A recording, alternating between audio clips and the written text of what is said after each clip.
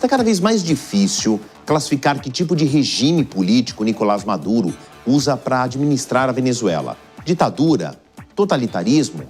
O presidente pode ter inaugurado uma nova nomenclatura, o governo delirante.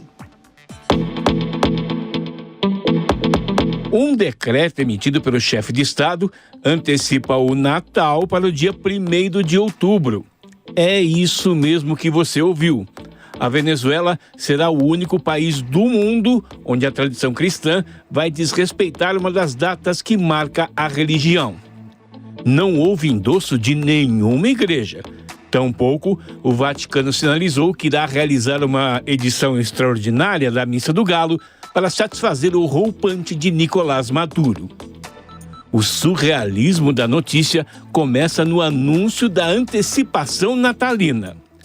O presidente usou o programa de auditório que conduz semanalmente na TV estatal para contar que sentiu um aroma de festa quando começou o mês de setembro. Tocado por um sentimento de fraternidade, então decidiu adiantar a festa cristã. Não é a primeira vez que Maduro põe em prática tal insensatez. Em 2020 e 2021, o Natal venezuelano também foi antecipado. Embora muito estranho na época, havia uma explicação relativamente plausível. Durante a pandemia, qualquer movimento que aquecesse o comércio era justificável, mesmo que por uma razão inusitada.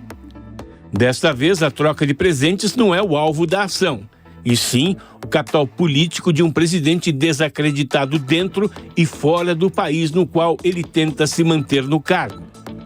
Mudar a data do Natal, onde o cristianismo é crença predominante, é uma manobra desesperada para tirar o foco das acusações de totalitarismo. Estudiosa da política latino-americana, a professora da Universidade Federal de São Paulo, Carolina Silva Pedroso, destaca como Maduro pode estar vivendo o começo do fim. Na minha avaliação, reflete, na verdade, uma grande fraqueza de liderança, em vários sentidos. Primeiro, porque se havia até julho de 2024 dúvidas sobre a sua legitimidade por conta dos outros processos eleitorais que já tinham sido problemáticos, a partir de julho de 2024 essas dúvidas acabam se dissipando, né? Porque há muitos elementos, até provas, enfim, de que o governo perdeu essa eleição, não apresenta, né, a documentação oficial como sempre fez nas outras vezes. A oposição veio muito bem preparada para esse pleito, né, tanto que conseguiu coletar o máximo de atas possível, trouxe uma série de especialistas em processos eleitorais para fazer uma contabilização paralela, divulgou essas informações para o mundo inteiro. Então isso traz, na verdade, isso revela uma grande fragilidade do Maduro em relação à sua própria legitimidade. Isso explica também muitas dessas medidas que vêm sendo tomadas agora, nos últimos dias, nas últimas horas, né, nas últimas semanas, revelam um pouco desse desespero. Uma interpretação que me parece interessante para a gente pensar os cenários futuros da Venezuela, alguns analistas internos mesmo, venezuelanos que estão ainda no país, e que acompanham com bastante preocupação a situação, eles dizem o seguinte: a Venezuela tem uma característica em termos de rupturas políticas, as rupturas lá demoram a acontecer.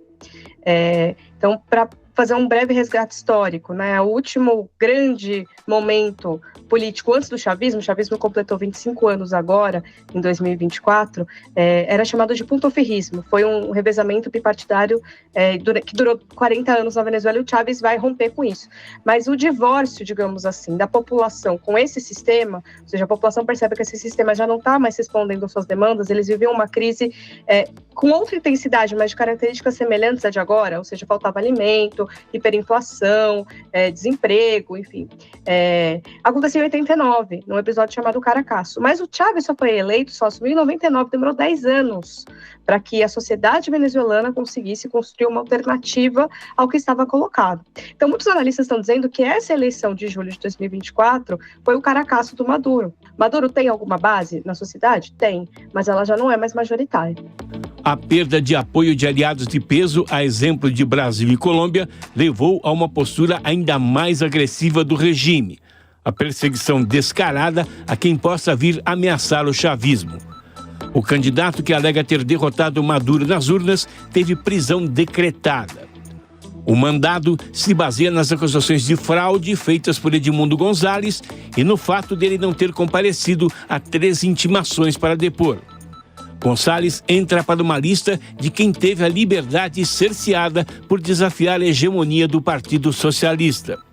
Prisão de opositores ou impugnações de candidaturas rivais acontecem desde os anos 2000, quando Hugo Chávez ascendeu ao poder. Essas ações de perseguição da oposição, que têm se tornado ainda mais intensas agora, depois das eleições de 2024, elas não são novidade.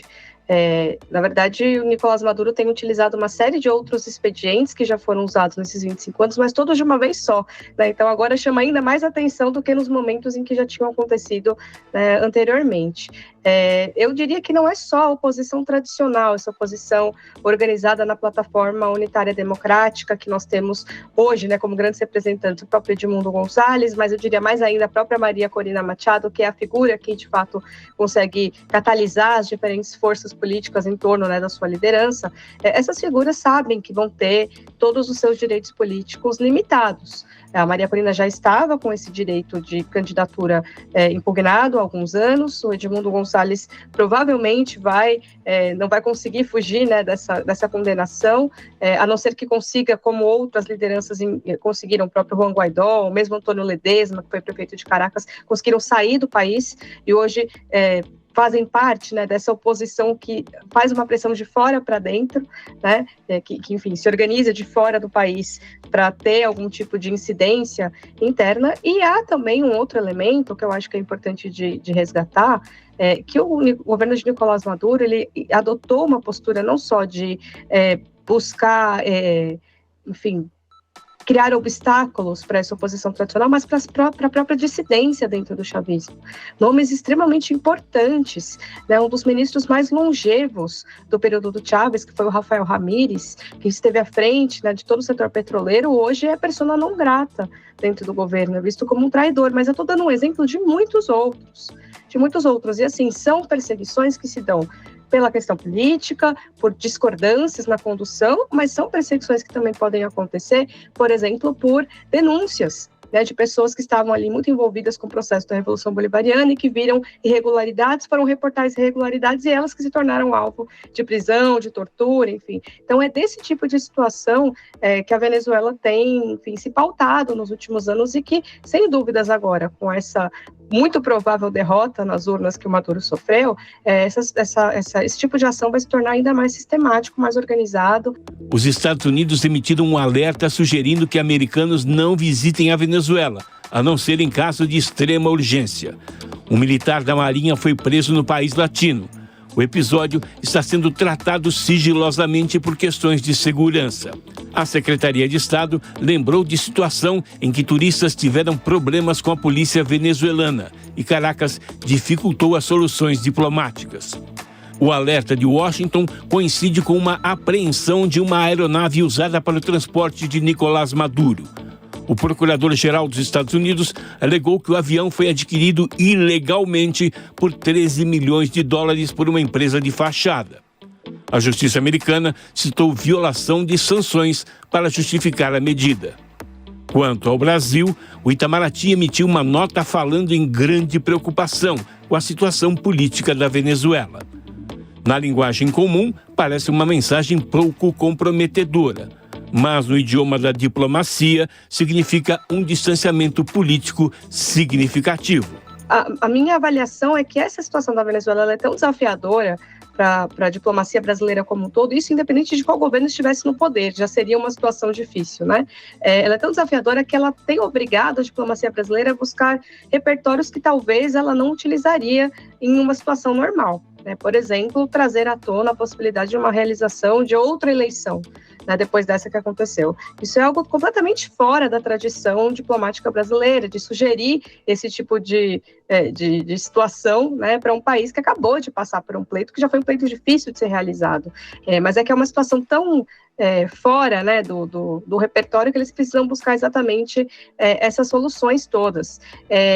E assim, o Brasil, junto com a Colômbia, são os países que são os mais afetados, né, por qualquer situação que aconteça na Venezuela. Exatamente por Brasil e Colômbia estarem cientes também dessa complexidade, dessas contradições que envolvem o tema da Venezuela, há essa preocupação também de conter os danos, porque uma coisa é o discurso político, outra coisa é a prática, né? Esse governo, de certa forma, ainda tem um fôlego material que o sustenta, então, na ponta, quem acaba sofrendo é a população venezuelana e aqueles que acabam tendo que deixar o seu país e vindo para os países vizinhos. Maduro está cada vez mais isolado e desacreditado, seja dentro ou fora do país. E se no final não sobrar nada ao presidente, ao menos ele pode comemorar o Natal 2 vezes. Talvez sem presentes.